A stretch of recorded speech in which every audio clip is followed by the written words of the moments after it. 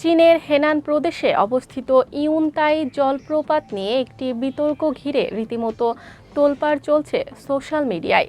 ইতোমধ্যে দেশটির সর্বোচ্চ বিরামহীন ঝর্ণা হিসেবে আখ্যায়িত করেছে স্থানীয় কর্তৃপক্ষ।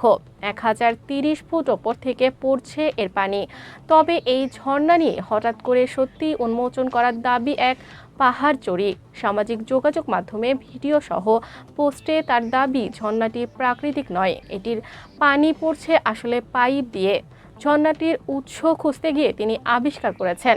বৃহস্পতিবার বিবিসি এ তথ্য জানায়। বিতর্ক সৃষ্টি হয় মুখ খুলেছে কর্তৃপক্ষ। ইয়ন্তাই ট্যুরিজম পার্কের পরিচালকদের দাবি পাহাড়ের ফাঁক গলে ঝর্ণার অস্তিত্ব সত্যিই রয়েছে।